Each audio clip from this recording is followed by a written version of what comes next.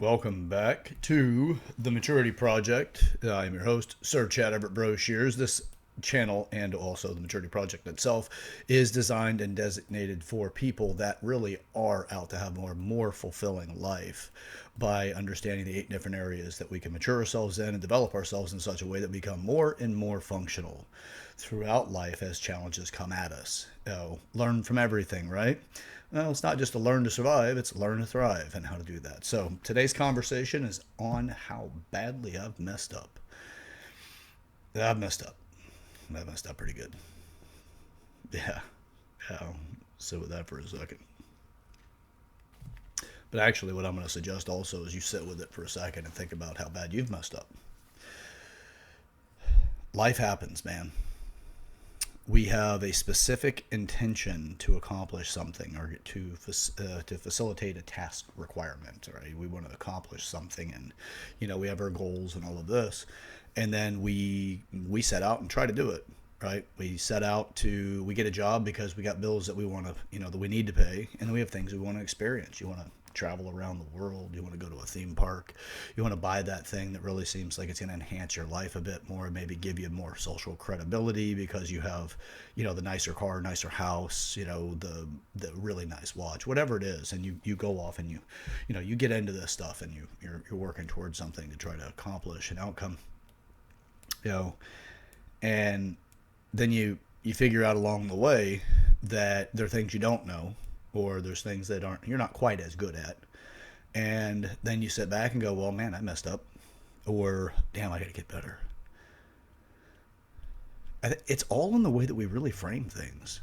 Now, how often do we frame things in such a way that we're really making it a powerful opportunity?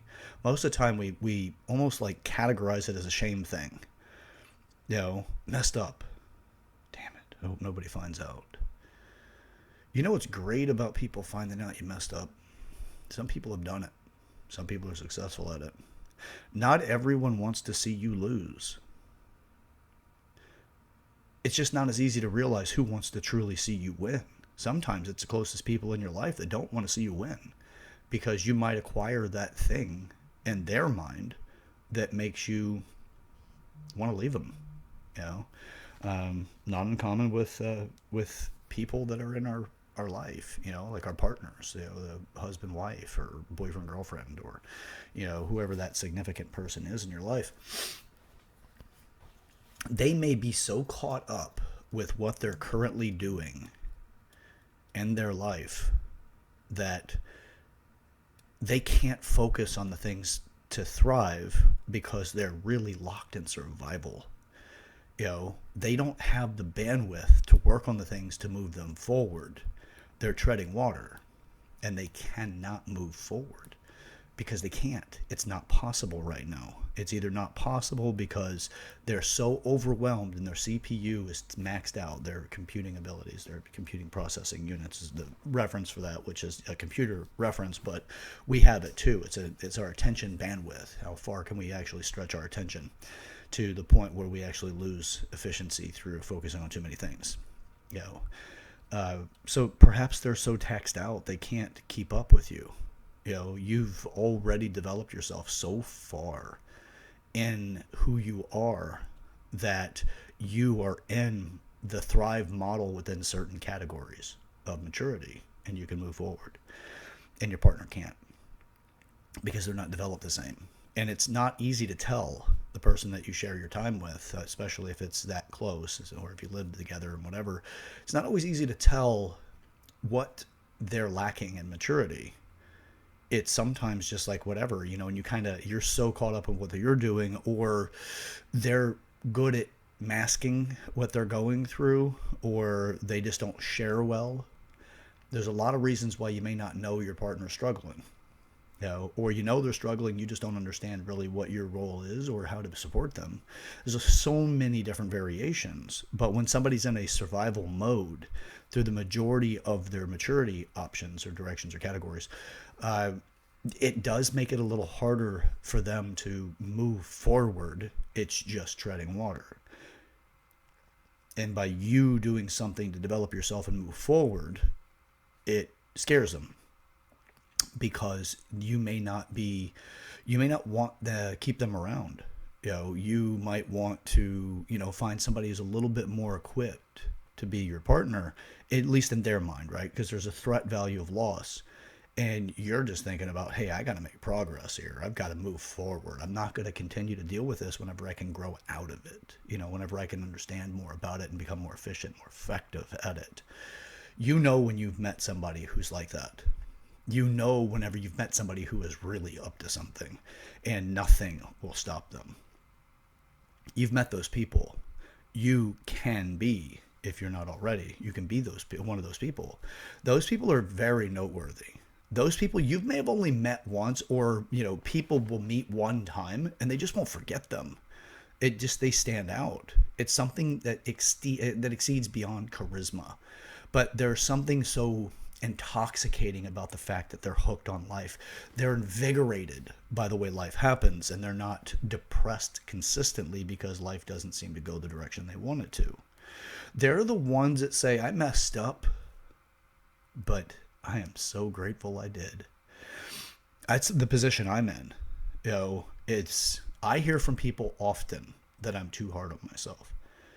And the fact be told, sure, there's times whenever I'm so hard on myself, I feel like there's nothing else, like it's just, everything is miserable, but that's the forging aspect, and it's hard to watch somebody you care about or love go through that forging unless you understand what they're doing and you just understand how to support them. There's a lot of times you don't take it out. It's like putting a piece of metal, like a blacksmith, taking a piece of metal, just the raw piece of metal, right? The block of it before they turn it into a tool or weapon or whatever it is they turn it into. And they shove it into the fire, right? They heat it up. If you didn't know what they were doing, but you just saw that piece of metal was heating up and you had no idea what they were actually trying to do, you may be like, hey, you might want to take that out of there, or you pay no attention to it. I don't know what the hell you're doing. I don't give a damn.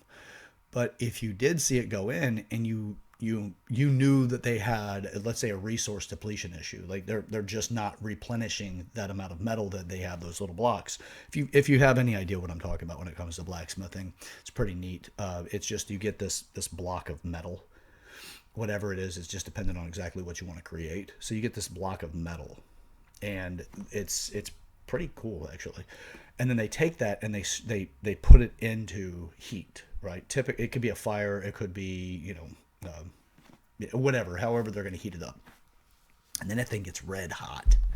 Once it gets to a specific temperature, so the temperature's set and there's an amount of time that's supposed to be in there, they take it out. Now, if your belief is that they only have so much of that, why are you doing that? You're probably going to ruin it. You don't know what they're doing. Well, they're going to take it out and then they're going to start hitting it, and you're still going to be like, why the hell are you hitting on that thing? You don't have enough of it. Why are you beating that to pieces? You're destroying it. No, they're molding it. And it's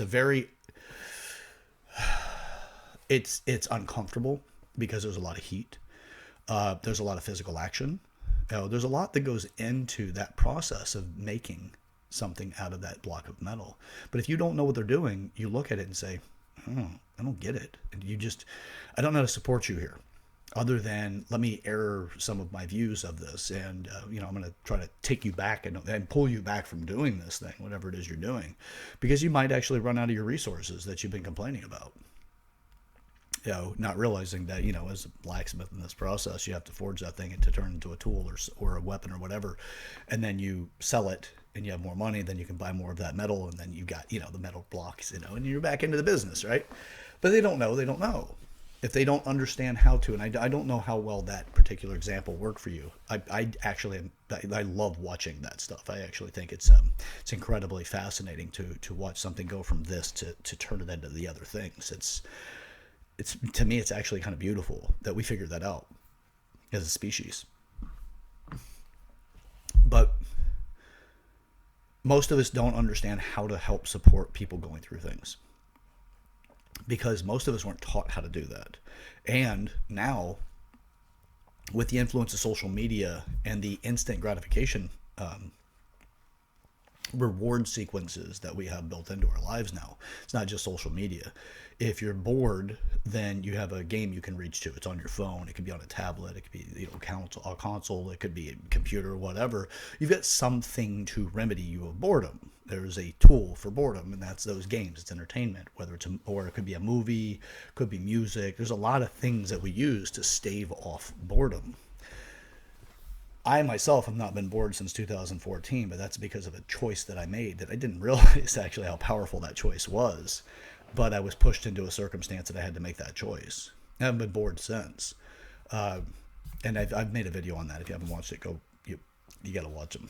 You'll find it. It's an Easter egg. But yeah, so as far as that goes, we really don't have a lot of mature guidance in our life. We do have the categorical values of mature guidance, right? Pay your bills, go to work. Some of us, and there's a pretty decent amount of people still that have been taught, you find somebody you love, you marry them, you start a family, and then you build a future with that person. I love that model, by the way. I think it's an absolutely beautiful thing to do because it sets you up for a lot of opportunities in life that you won't get if you never marry or if you don't create those kind of serious and long-term relationships. I can speak from that because I'm 44 years old. I haven't been married yet, and I have been able to witness the intimate communication between people that are married and people that aren't, people that have long-term relationships versus short-term only, and to really extract a lot of values from those things. And that I can definitely say that at this point, especially with the way that I see things, thanks to the Maturity Project, I see the net benefit being much significantly greater for people that create long-term lasting relationships or marriage. So I'm a huge advocate on that direction versus the short-term relationship turnover, which is, whatever that is, 2 years or less. But there's a lot of exchange values to go through with that. So, but we just simply don't have a lot of mature guidance to help us really understand how to work our way through these things. But we have categorical values of it. Don't go into debt as best you can, try to fight that off. You go to school and you get a job, and then you work your way up the ranks to that job.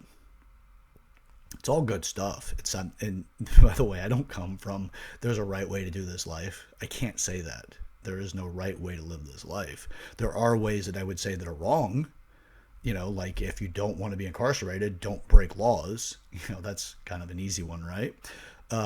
If you tell me your goals and you truly share with me what your goals are, I can start looking at, knowing you and knowing your resources, what would be better courses of action in order to achieve your goals, or help you find a mentor that actually does work with you in a way that does make you move towards your goal more efficiently than I may have the ability to do so. But I don't look at it like there is like one right way to live life, because there isn't. Not in my opinion and not from my experience. Even if you look to religions, there's not one right way, but there are rules in order to accomplish a better way of living. Be Christ-like, that kind of stuff. When you look at the Christian religions, but whatever, you can get into other ones, but I'm more familiar with that one. So there's not a right way. There's not a wrong. Well, there are wrong ways. I'm going to correct myself before I finish that sentence. But I would say that there's not quite as many wrong ways as there are as many right ways to do life. But it's hard to say. There's always going to be the most effective for you. But here's the fact about it all. You got to mess up. You got to make mistakes. What you thought was the right way to get to your goals when you first conceived the goal, or along the path up until this point, something isn't right. Something isn't quite thought out or fleshed out in the way that actually makes it be successful. And you've got to make those mistakes, and you've got to learn from those mistakes. The best thing, in my opinion, to do is make a mistake and learn from it. If you make a mistake and learn from it, you're working into the Thrive model. The beautiful thing about this is, and I talk about this often, and I've talked about it in multiple videos, and I'll just recap it real quick in case this is the first video of the series of the Maturity Project that you witnessed. But there are 3 different models dealing with hardship or challenges or conflict. First one's avoidance. Simple. You never grow from that. You always avoid it. Thing is that those lessons are never going to go away. They're going to hunt you down. And they're going to hunt you down, and they're going to get to the point it's really hard to live life because you got so many lessons that are just out hunting you. It's like a bounty hunter, and you got a shit ton of them. Then there's a survive model. The survive model is to it is to satisfy the immediate stimulus. And the immediate stimulus in this is easier to qualify for a lot of people. Survive model is that you pay the bill. Your money is the issue, right? The survive model is the money. Now, it's not the only one, right? You can have it could be so far away from you having contact with a partner sexually that you're just desperate and don't care. You just need to have somebody take you to that place of satisfaction, intimacy, whatever it is that relationship might be, or the qualifying value that you feel depraved of. That can be another aspect of it. But money seems to be the easiest one for people to rationalize and understand. But it's in every category. Business, finance, sexuality, the physical body, community, intelligence, spirituality, emotion, all of them absolutely have those places where you just learn to survive. Surviving could easily be in the spiritual concept or in purpose direction. By the way, spirituality and purpose are that's a category in itself. You may feel depraved of that. You need to feel like you're important enough that in a group you say something, do something, or you pay the bill or whatever it might be that makes you feel purposeful enough that you have a degree of satisfaction that is a return on that investment. That could be it too. Doesn't mean that it actually creates long-term thriving opportunities, but you survived enough to qualify that you do matter enough to keep that thing alive and not let that fire die out completely. So I won't digress any further into that subject. I'll just put it back on finance because, again, that seems to be the easiest one for people to qualify. Now, if you are interested in exploring further into each one of the categories of the 8 outside of finance alone, then I'm happy to do it. Just send me an email and we can start that conversation, possibly even extend it to the point we do a show together or pull you in as a guest for a period of time for the conversation. And that's the email is yourmaturityproject@gmail.com. It's not the new age you are version. It is the old school, which is iSchool, your YOUR maturityproject@gmail.com. And we can start that conversation, okay? All right, so what we do in the survive model is we just survive. We get it done. We just do whatever it is we have to do, but we don't really go very far from there. We just survive. Now, not the only one.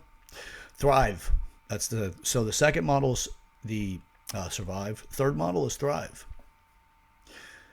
Thriving is people that are in the thrive model do this. They understand where they are.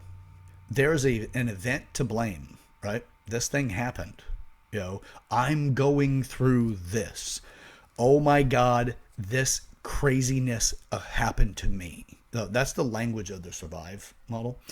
And the thrive model is you have to recognize where you need to survive, but you're looking at, instead of saying this thing is happening to me, it's more of I'm getting through this and I'm learning how I got myself into this in the first place. What decisions did I make and how did I think about things in order to actually get to this point?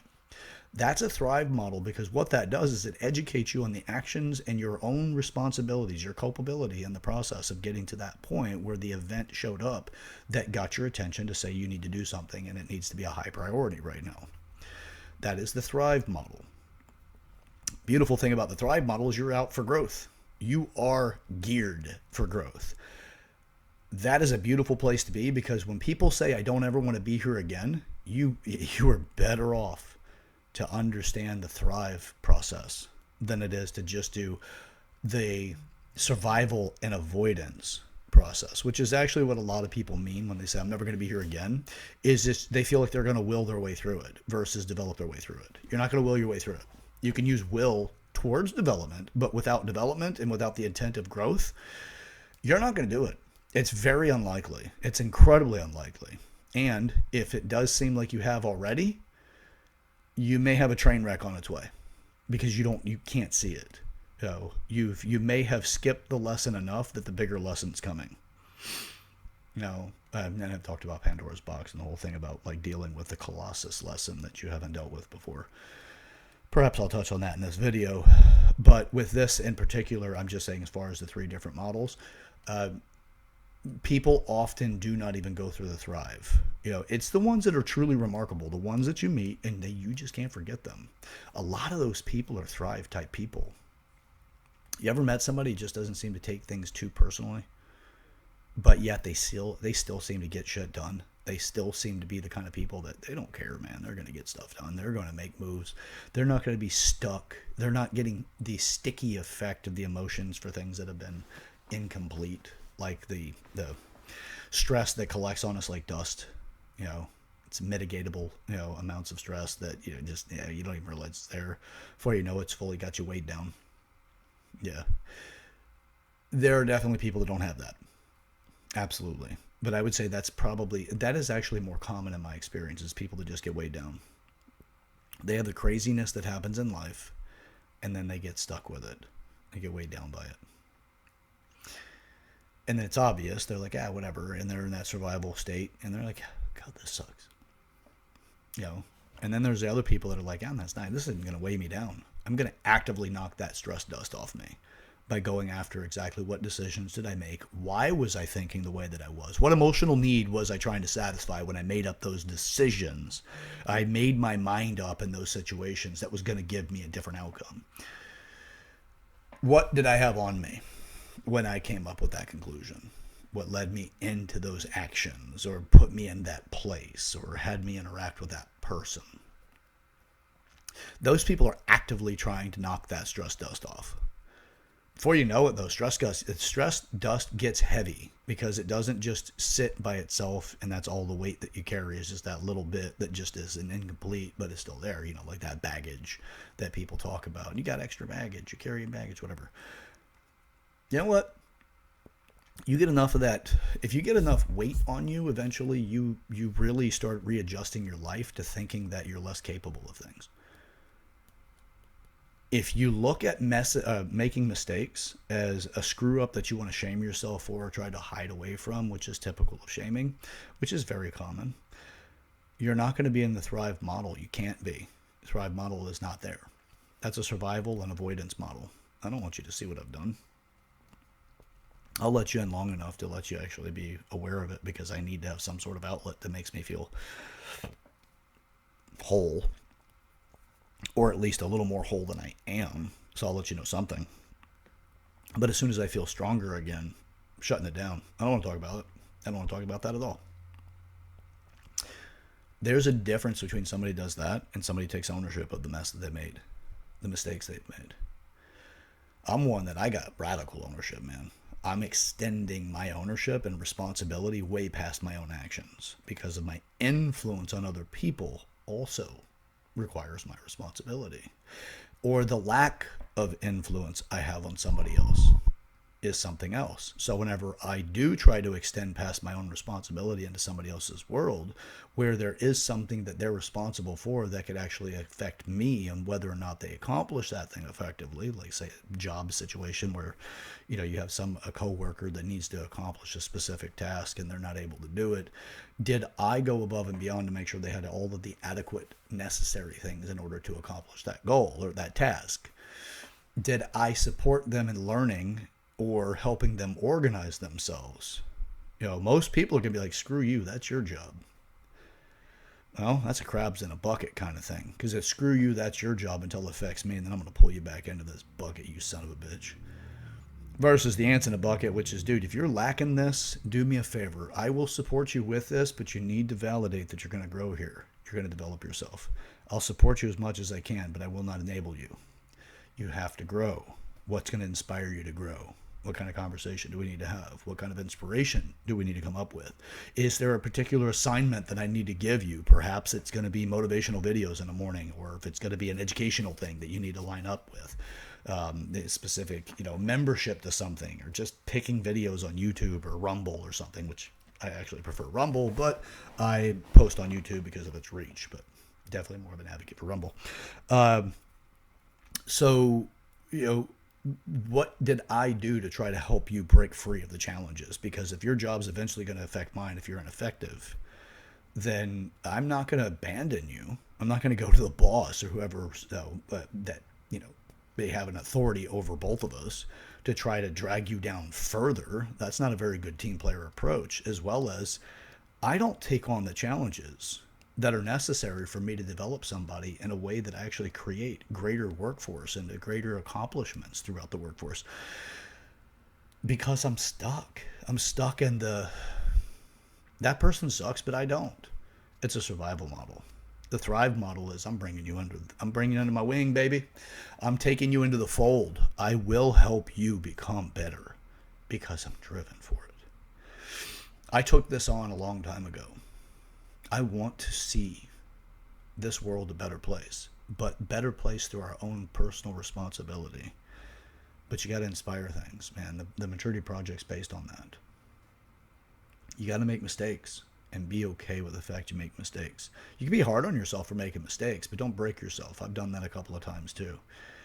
And I got to tell you, sometimes it's actually moved me forward better and faster, just simply because I had to look back and go, God damn, I was hard on myself. Whew. I'm harder on me than anybody's ever been. I am significantly harder on me than anybody else has ever been.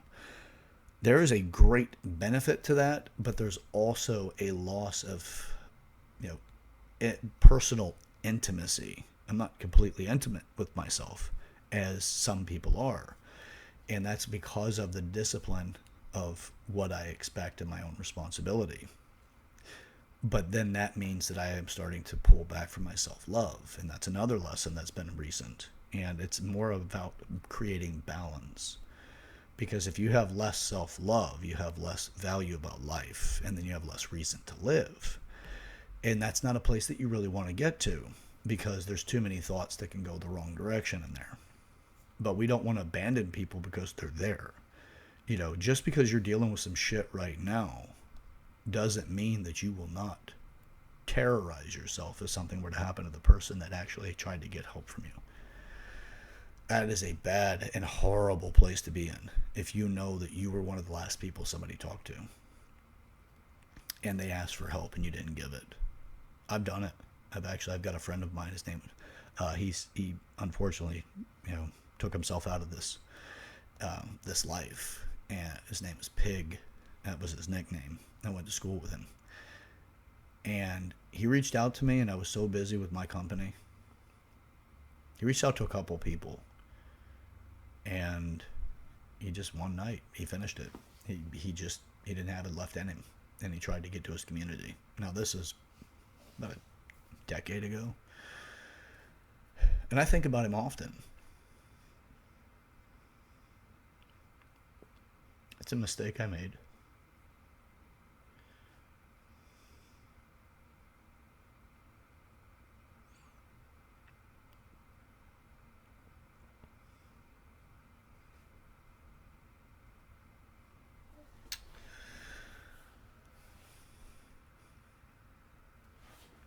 That's a regret that I have.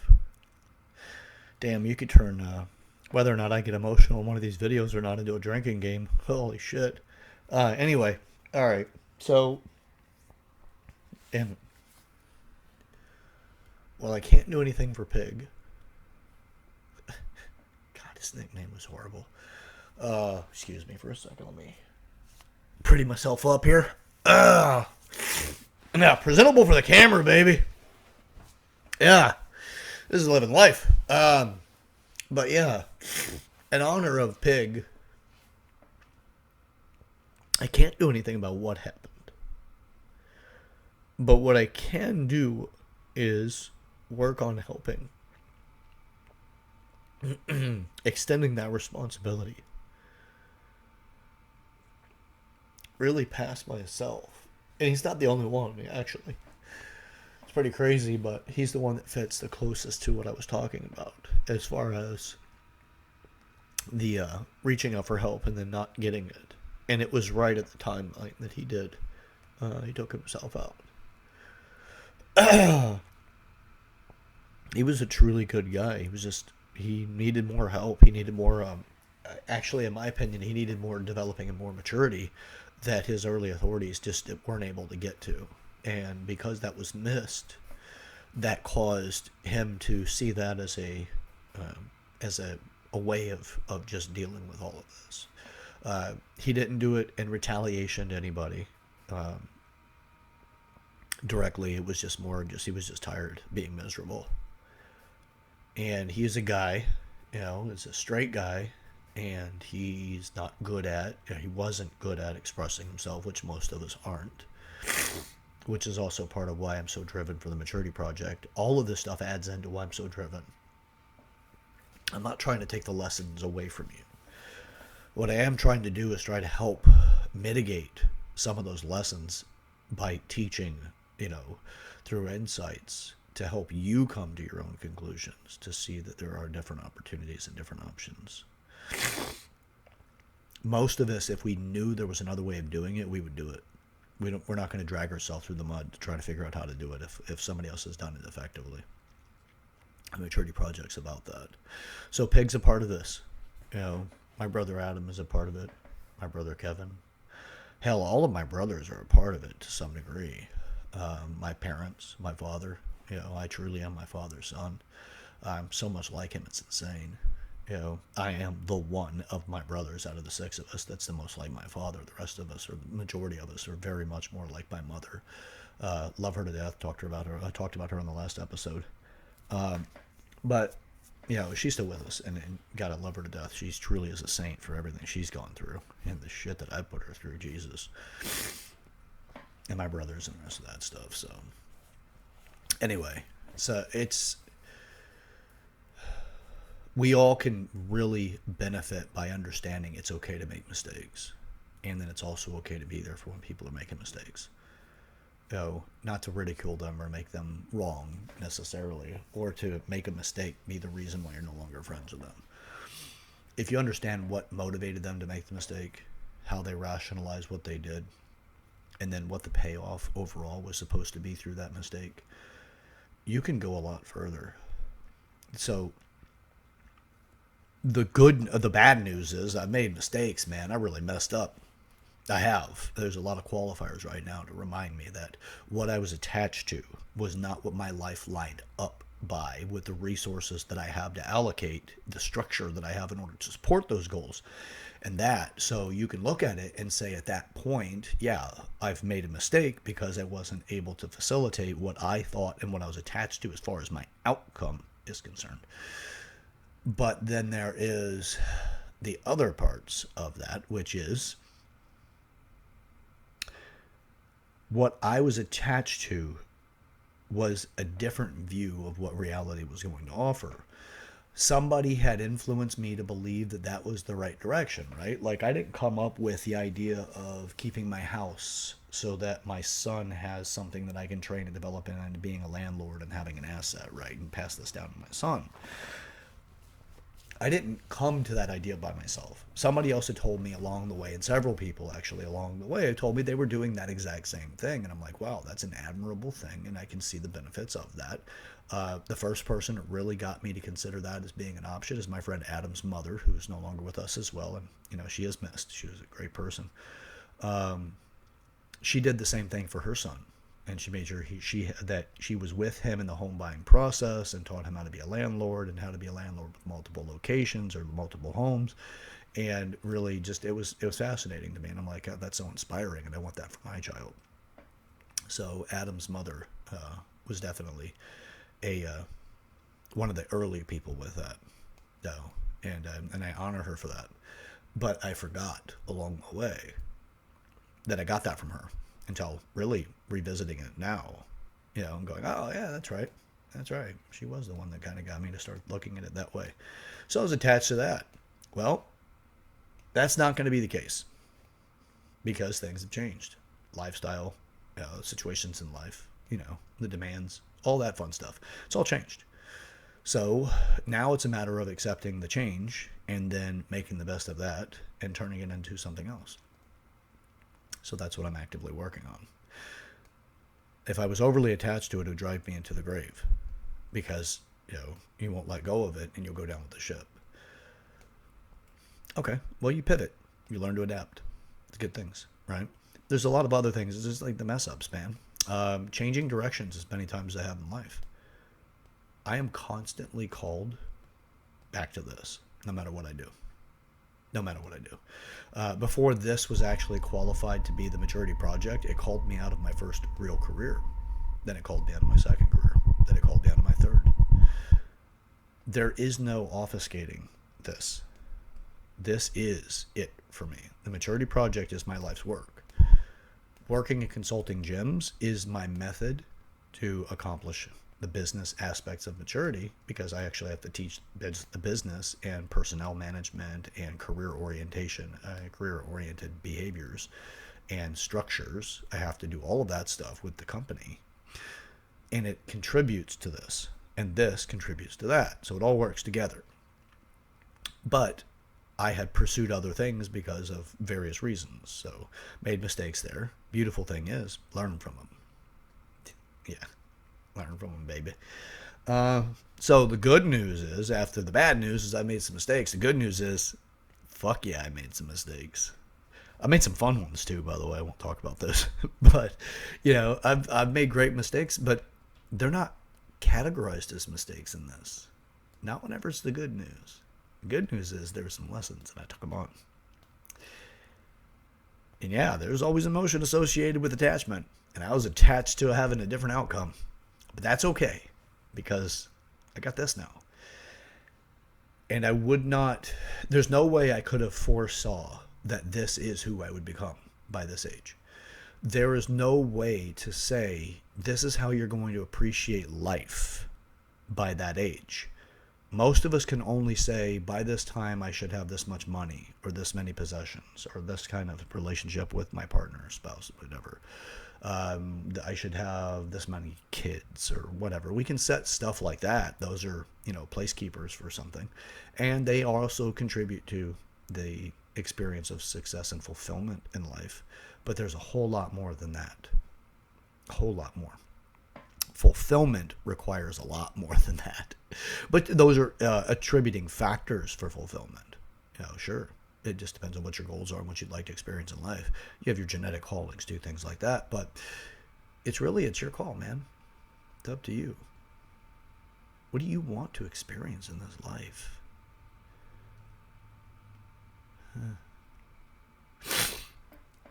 I put a lot of effort and a lot of thought into my own.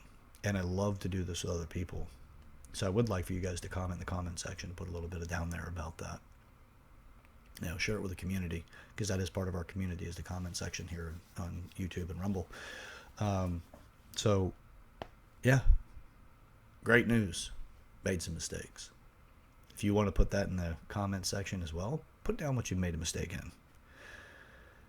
Yeah, we all have the ability to contribute to one another.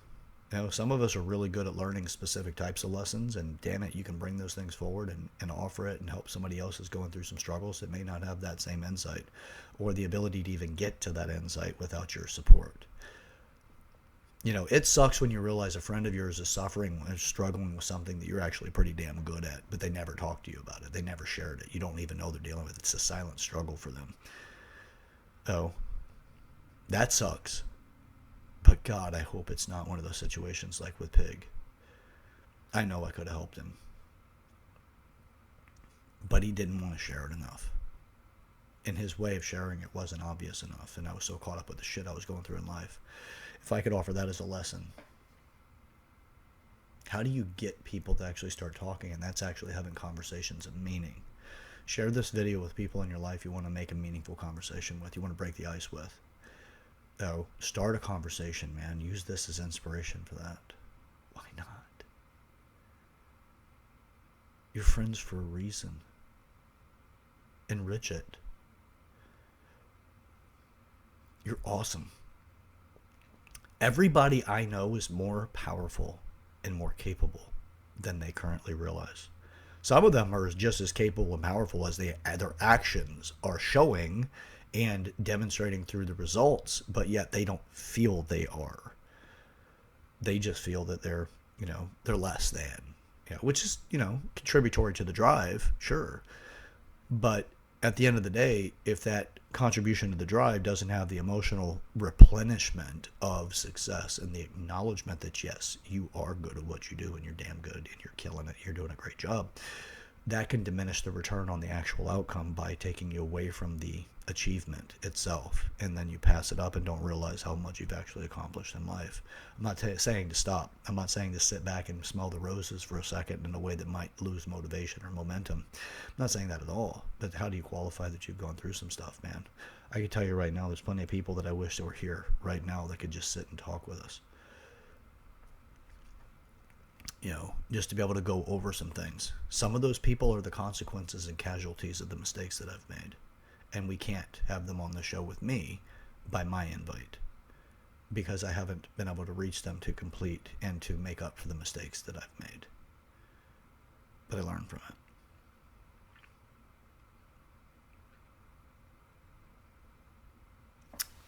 So, Maturity Project is a community of development. It's also inspiration into every area of maturity. I think it's, in my experience, in my opinion, it's also better to have fun with the mistakes you've made, instead of just being all kinds of like, let me hide it in shame, or, turn it into a weapon, even if it's a weapon against myself, or the shield of, or the crusader's sword or whatever. It's more of, yeah, man, we've fucked up along the way. But it's okay. Let's do it some more.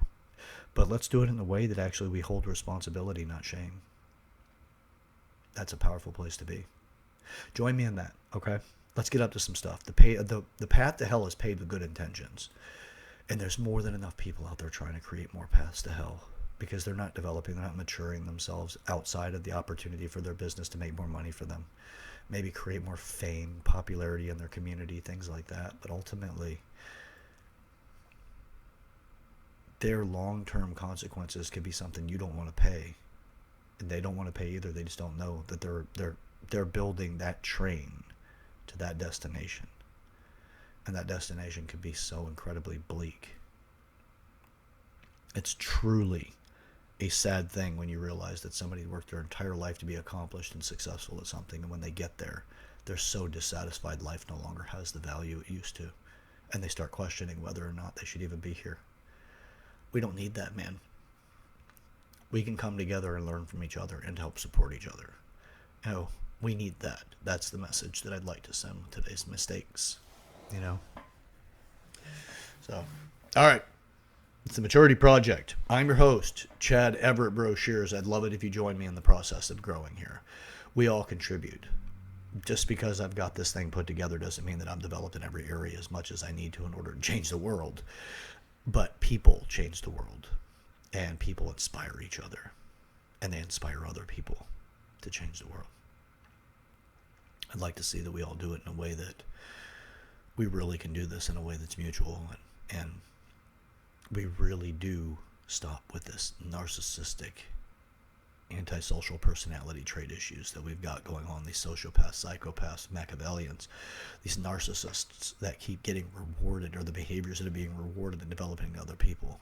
We can beat this. We absolutely can. We're so fucking capable. But we gotta work together with it. So if you're not ready yet, but you definitely feel that you could be one of those people, subscribe to the channel. Like the videos that you watch. Your video likes, come back to me. I know that you liked them. Comment in the comment section. Share it with the community. It works with me too. I'm part of that community. Share it. Tell me what you're getting out of this, what you're up to, what you appreciate, just something to help give the community a little something. Okay? All right. Until next time, let's get up to some stuff together, okay? This life is something we could all have fun with. Maturing doesn't mean you lose that childlike experience and wonderment. It just means that you start shedding the insecurities.